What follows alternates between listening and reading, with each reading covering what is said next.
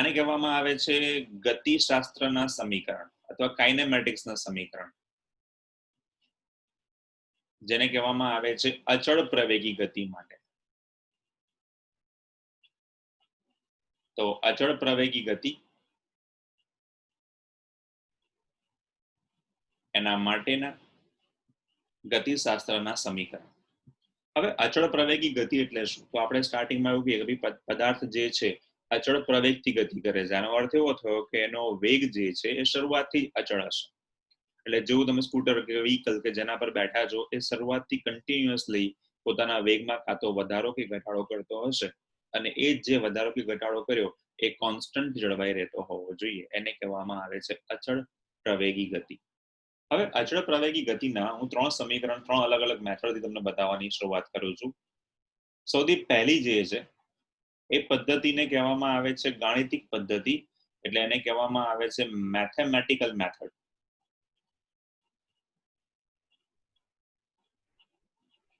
સાદું ગણિત અને આપણે સાદી જે વ્યાખ્યાઓ આપણે કરી હતી એ પદ્ધતિ, જેને કહેવાય છે ગાણિતિક પદ્ધતિ. બીજી પદ્ધતિ જે છે એને કહેવામાં આવે છે આલેખની પદ્ધતિ, એને કહેવાય છે ગ્રાફિકલ મેથડ.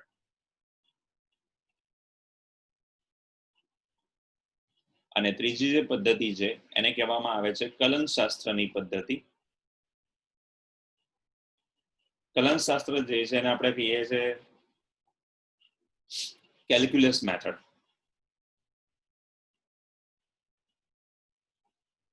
હવે તમે જે અત્યારે આપણે સંકલન કે વિકલન શીખ્યા એ કેલ્ક્યુલસ કહેવાય, કેલ્ક્યુલસ પદ્ધતિ કહેવાય. ગાણિતિક પદ્ધતિ, આલેખની પદ્ધતિ, કલનશાસ્ત્રની પદ્ધતિ. એક્ઝામમાં 3 માંથી કોઈ પણ એક મેથડ તમને પૂછી શકે છે. આપણે ટેક્સ્ટબુકની પદ્ધતિથી જોવા જશો તો જૂનામાં ગ્રાફિકલ મેથડ હતી, જૂની ટેક્સ્ટબુકમાં. નવામાં આપણી પાસે ગાણિતિક પદ્ધતિ આપેલી છે, અને કલનશાસ્ત્ર જે છે એને એક્ઝામ્પલ તરીકે પૂછી લીધો છે. એક્ઝામમાં તમને હું મોસ્ટલી દરેક વખતે આ જે થિયરી જે છે એમાં ખાલી એવું લખી નાખું છું કે ગણિત શાસ્ત્રની પદ્ધતિ ગતિશાસ્ત્રનું સમીકરણ મેળવો અચળ પ્રવેગી ગતિ માટે. ભાઈ તમને જે મેથડ ગમે એ તમે લખી શકો છો. આપણે સ્કૂલમાં આપણે એવો કોઈ ફોર્સ રાખ્યો નથી છોકરાઓ માટે કે ભાઈ કઈ 3 મોડે કરે અને 3 માંથી કોઈ પણ એક પૂછે. મને જે જોઈએ છે એ આ 3 સમીકરણ મોડે જોઈએ છે. સિમ્પલ છે, યાદ રાખવા બી ઈઝી છે. પણ જે એક્ઝામ પોઈન્ટ ઓફ વ્યૂ હું વાત કરવા જઈ રહ્યો છું, આ 3ના જે સ્વરૂપો આવે છે એ તમને યાદ રહેવા જોઈએ. અને એની જો પ્રેક્ટિસ મેક્સિમમ હશે તો તમે મોર ધેન ઇનફ છે, સેટિસ્ફાઈડ. તો એક્ઝામમાં 3 માંથી કોઈનું પણ બર્ડન તમારા મગજ પર રાખવાનું નથી કે યાર મને તો એક જ મેથડ આવડે છે, 3 શીખવાડીશ. 3 શીખવાડું છું. 3 માંથી મને તો એક જ આવડે છે. હું એક્ઝામમાં દર વખતે ખાલી એવું જ કરતો હોઉં છું કે ભાઈ ગાણિતિક પદ્ધતિ અથવા તો આ પદ્ધતિ અથવા તો આ પદ્ધતિ, 3 માંથી અથવા શબ્દ વાપરું છું, જેથી તમને ગમે એ પદ્ધતિથી તમે સમીકરણ મેળવી શકો છો. તો સૌથી પહેલી પદ્ધતિથી આપણે સમીકરણ મેળવવા જઈ રહ્યા છે, જેને કહેવામાં આવે છે ગાણિતિક પદ્ધતિથી ગતિના સમીકરણો.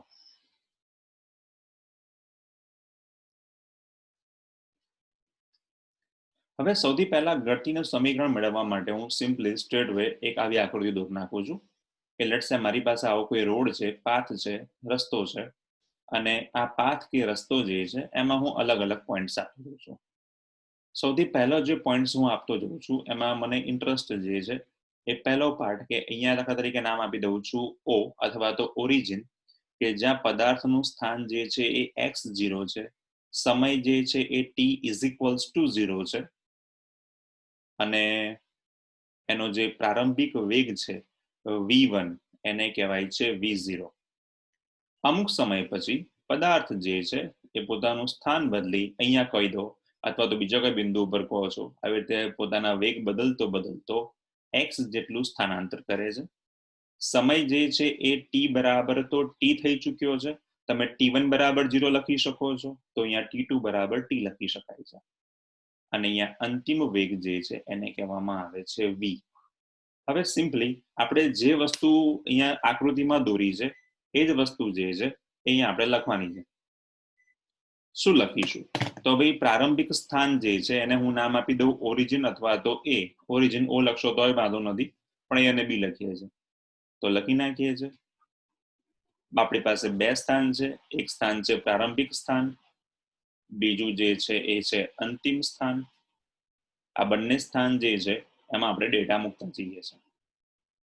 પ્રારંભિક સ્થાન જે છે ત્યાં પદાર્થનું સ્થાનાંતર થયું નથી, તો લખી નાખીએ છીએ સ્થાનાંતર ઇક્વલ્સ ટુ x0. જ્યારે આપણે લખી નાખીએ છીએ સ્થાનાંતર ઇક્વલ્સ ટુ x, સમય જેને આપણે પ્રારંભિક સમય કહીએ is equals two t1 is equals two 0 second છે, અને બીજાને આપણે નામ આપી દઈએ છે અંતિમ સમય is equals two t2 is equals two t second છે. વેગ આપી દઈએ છે પ્રારંભિક વેગ is equals two v1 is equals two 0, અથવા તો v0 લખીએ કેમ કે દાખલાઓ માટે v ની કિંમત જે છે 0 મૂકીશું. અને છેલ્લે છે આપણી પાસે અંતિમ વેગ is equals two v2 is equals two v. પ્રારંભિક સ્થાનની બાજુમાં લખી નાખીએ છીએ એટ પોઈન્ટ a, અને અંતિમ સ્થાન માટે લખી નાખીએ છીએ એટ પોઈન્ટ b, બી બિંદુના સ્થાને. હવે આપણે આગળની જે પણ થિયરીઝ ભણીને આવ્યા છે એના આધારે એનું સમીકરણ બનાવવાની શરૂઆત કરું છું. તો સૌથી પહેલા લખી નાખવું છું એના માટે પ્રવેગ, એને કહેવાય છે સ્મોલ a. હવે પ્રવેગ માટે આપણને ખબર છે કે જેને આપણે કહીએ છીએ વેગનો ફેરફાર ભાગ્યા સમયનો ફેરફાર.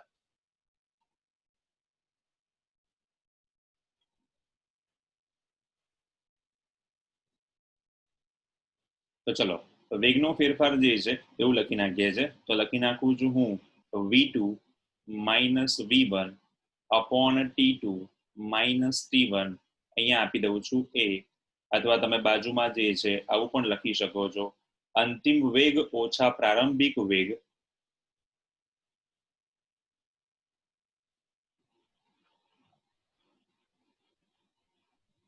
ભાગ્યા અંતિમ સમય છેદમાં પ્રારંભિક સમય. કેમ કે ફેરફાર કીધો છે એટલે અંતિમ ઓછા પ્રારંભિક સમય નામ આપી દઈએ. ચલો ભાઈ આપણી પાસે આગળ જોઈએ તો v2 ની કિંમત આપણે v લખેલી છે અને v1 ની કિંમત v0 લખેલી છે.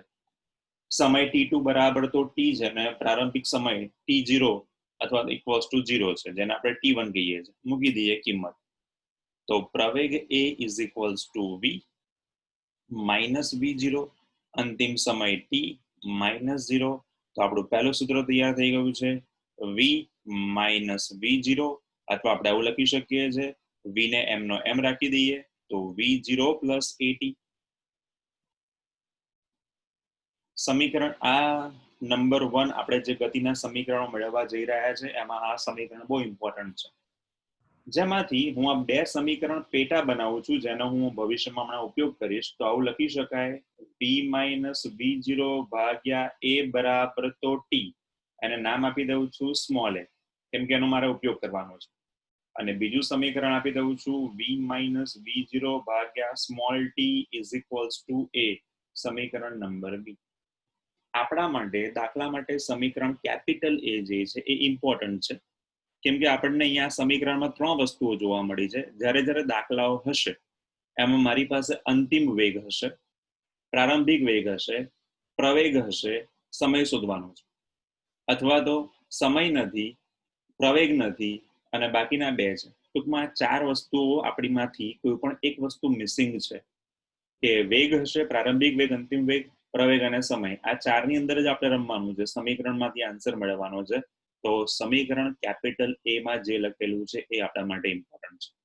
તો એ આપણું વેગનું સૌથી ગતિના પહેલા સમીકરણ મેથેમેટિકલ નું આપણને મળી ગયું છે. હવે સમીકરણ નંબર 2 મેળવવા જઈ રહ્યો છું. આખું મેથેમેટિકલ મેથડ જ છે. હવે વાત કરી રહ્યો છું v એવરેજ, સરેરાશ વેગ. હવે સરેરાશ વેગ જે છે એમાં પાછા 2 સ્વરૂપ છે. સૌથી પહેલા આપણે કહેતા હતા કે ભાઈ અંતિમ વેગ પ્લસ પ્રારંભિક વેગ ભાગ્યા 2, અને બીજું સૂત્ર જે છે આપણી પાસે જેમ આપણે પ્રવેગનું સમીકરણ મેળવ્યું તેવું મૂકી દઈએ છે, જેને હું નામ આપી દઉં છું v of average is equals to સ્થાનાંતરનો ફેરફાર ભાગ્યા સમયનો ફેરફાર. હવે બંનેની કિંમતો આપણી પાસે હાજર છે, તો સૌથી પહેલું સૂત્ર મને મળી ગયું છે વી એવરેજ બરાબર, તો અંતિમ વેગ એટલે વી, પ્રારંભિક વેગ એટલે v0 ભાગ્યા 2. Next step, v of average is equals to અંતિમ સ્થાન x, પ્રારંભિક સ્થાન x0, અંતિમ સમય t, પ્રારંભિક સમય 0. તો મારી પાસે આ v એવરેજ ના બે સૂત્ર મળ્યા. v એવરેજ બરાબર તો x માઇનસ x0 ભાગ્યા t. તો બંનેને નામ આપી દઉં છું, સમીકરણ નંબર 1 એન્ડ સમીકરણ નંબર 2. તો આટલા સુધી બધાને ક્લિયર છે. તો આપણે લોકોએ વેગ, સરેરાશ વેગ, પ્રવેગ બરોબર છે બધાનો ઉપયોગ કર્યો અને સરેરાશ વેગના બે સમીકરણ હું લઈને આવ્યો. સૌથી પહેલું સમીકરણ લઈ આવ્યો સરેરાશ વેગનું, જેને કહેવાય છે અંતિમ વેગ વત્તા પ્રારંભિક વેગ ભાગ્યા 2, અને બીજું સમીકરણ લઈ આવ્યો સ્થાનાંતરનો ફેરફાર ભાગ્યા સમયનો ફેરફાર. બીજું સ્થાનાંતરના ફેરફારમાં તમે એવું લખી શકો છો કે ભાઈ x2 માઇનસ x1 ભાગ્યા t2 માઇનસ t1. x2 ની કિંમત x છે અંતિમ સ્થાન, અને પ્રારંભિક સ્થાન જે છે આપણી પાસે x0 છે. You can place like that, એટલે લખી શકાય છે બેમાંથી તમને જે પણ કિંમત ગમે. હવે આ આગળનું જે સૂત્ર આપણે લોકો લઈને આવ્યા હતા, જેને કહેતા હતા સમીકરણ નંબર કેપિટલ A, આ સમીકરણ જે છે એનો હું ઉપયોગ કરું એ પહેલા બંને સમીકરણ જે છે 1 અને 2 એ બંનેને સરખાઈ દેવાથી મારું એક કામ મને મળે એવું લાગે છે. તો સમીકરણ નંબર 1 અને સમીકરણ નંબર 2 આ બંનેને સરખાવતા, ચલો બંનેને સરખાઈ દઈએ છે. તો આપણને મળે છે અહીંયા આગળ સરખાવતા વી એવરેજ બરાબર તો v વત્તા v0 ભાગ્યા 2, અને નીચે સમીકરણ મળ્યું છે વી એવરેજ બરાબર તો x માઇનસ x0 ભાગ્યા t. તો સરખાઈ દઉં છું, v વત્તા v0 ભાગ્યા 2 is equals two x minus x0 ભાગ્યા t. હવે આ સમીકરણ જે છે એના બંનેને હું અલગ અલગ ભાગ પાડી દઉં છું, અને જે a અને b પાડ્યા હતા એમાં કિંમતો મૂકતો જઉં છું. ચલો બંનેના બે ભાગ પાડતો જઉં છું. સૌથી પહેલા આવું લખી નાખું છું, v વત્તા v0 ભાગ્યા 2, આને એક નામ આપી દઈએ c એટલે આપણને ખબર પડે, is equals two x minus x0 ભાગ્યા t. અને આ સૂત્ર જે છે જમણી બાજુમાં લખી નાખું, v વત્તા v0 ભાગ્યા 2 is equals two x minus x0 ભાગ્યા t. ચલો હવે એક કામ કરું છું, v વત્તા v0 ને એમના એમ રાખી દઉં છું, ચોકડી ગુણાકાર કરી નાખું છું x માઇનસ x0 ભાગ્યા t. અને અહીંયા આપણે આવી રીતે કરી દઈએ છે, v plus v0 is equals two 2 x minus x0 ભાગ્યા t. બંને બાજુ આ સમીકરણ જે છે એના આવા બે ભાગ પાડી દીધા છે. હવે યાર આ સૂત્ર જે છે એમાં મને એવું દેખાયું કે ભાઈ ટી જે છે એને ડાબી બાજુ લઈ જાઉં, તો આવું સૂત્ર થઈ ગયું, v વત્તા v0 into T is equals two 2 x minus x0. ચલો ભાઈ ટી ની કિંમત જે છે સમીકરણ નંબર આપણી પાસે a ઉપરથી મૂકતા, તો મૂકી દઉં છું સ્મોલ a મુજબ, તો v વત્તા v0, ટી ની કિંમત મૂકી દઉં છું v માઇનસ v0 ભાગ્યા small a is equals two 2 x minus x0. યાર સૂત્ર તૈયાર થઈ ગયું ડાબી બાજુ વાળું. ચલો ડાબી બાજુ સૂત્ર તૈયાર થઈ ગયું છે. એ કયું સૂત્ર મળ્યું, તો કે ભાઈ ડાબી બાજુનું સૂત્રમાં આપણને દેખાય છે, જુઓ v પ્લસ v0 ગુણ્યા v માઇનસ v0. તો આપણને ખબર છે કે ભાઈ a પ્લસ b અને a માઇનસ b એને કહેવાય છે a square minus b square. તો ભાઈ a square minus b square કહેવાય તો આપણે સૂત્રમાં મૂકી દઈએ v square minus v0 square. તો v square minus v0 square ભાગ્યા a, જમણી બાજુ છે 2 x માઇનસ x0. હવે ચોકડી ગુણાકાર કરી નાખીએ છીએ, v square minus v0 square બરાબર તો 2 x minus x0 into a. આ સૂત્ર જે છે એ આપણું સમીકરણ જે છે તૈયાર થઈ ગયું છે. કોના માટેનું, તો એના માટે કહેવાય છે ગતિના નિયમો. તો આપણે કેપિટલ A નામ આપ્યો તો તો હવે આપણું આ જે સમીકરણ જે છે એ છે આપણું બીજું સમીકરણ કેપિટલ નંબર બી. હવે તમને એવું થાય કે સર શરૂઆતમાં પદાર્થ જે છે એ પોતાની ગતિની શરૂઆત કરતો હોય ત્યારે તો સ્થાનાંતર જે છે 0 થયેલું હોય છે. ઓકે, તો તમે આવું પણ મૂકી શકો છો, x0 બરાબર તો 0, પણ હું x - x0 મૂકવાની શરૂઆતમાં આદત પડાવડાવું છું, કેમ કે ઘણા બધા પદાર્થો એ 4 મીટર ચાલ્યા પછી આપણે ગણવાનું ચાલુ કરવાનું હોય. તો સૂત્ર થઈ ગયું આપણી પાસે v² - v0² બરાબર તો 2ax, અથવા તમે ડિસ્ટન્સ પણ લખી શકો છો. હું સર x - x0 ની જગ્યાએ ડિસ્ટન્સ અથવા ડિસ્પ્લેસમેન્ટ કવર કર્યું, સ્થાનાંતર કર્યું એવું લખું છું. ઓકે, તો બી યાદ રાખી શકે છે 2ad. આ થઈ ગયું તમારું સમીકરણ નંબર 2. ફરક શું કામ કર્યું? ભાઈ મેં સમીકરણ 1 અને 2 ને સરખાયા, બંને બાજુ મૂકી દીધા, ટી જે છે એને ચોકડી ગુણાકારથી ડાબી બાજુ લઈ ગયો અને સમીકરણ એ ઉપરથી ટી ની કિંમત મૂકી દીધી, v - v0 ભાગ્યા a. સૂત્ર તૈયાર થઈ ગયું છે, જે તમને આપણે સાબિત કરી આપી. હવે યાર મને સૂત્ર જે છે એમાં બીજી એક વસ્તુ પૂછી, શું તો કે ભાઈ મારે અહીંયા આગળ આ v = v0 બરાબર 2x - x0 ભાગ્યા t દેખાય છે, એમાં બીજી એક કિંમત મૂકવી છે. ચલો ભાઈ એ મૂકતા જઈએ. તો v + v0 * t = 2x - x0. શું કામ કરું છું એ ખાલી જોજો, સમીકરણ બતાવું છું તમને કે સર આ જે સમીકરણ હતું એમાં તમે a બનાવ્યો હતો, v બરાબર તો v0 + at. ઓકે, v બરાબર તો v0 + at જે મેળવ્યા હતા એ જ ઉપયોગ કરતો જઉં છું, એટલે લખું છું હું અહીંયા કેપિટલ a ની કિંમત મૂકતા. તો લખું છું કેપિટલ a નું મૂલ્ય મૂકતા. કેપિટલ a શું હતો ભાઈ? કેપિટલ a ની કિંમત હતી v બરાબર તો v0 + at. તો લખી નાખું છું, v ની કિંમત છે v0 + at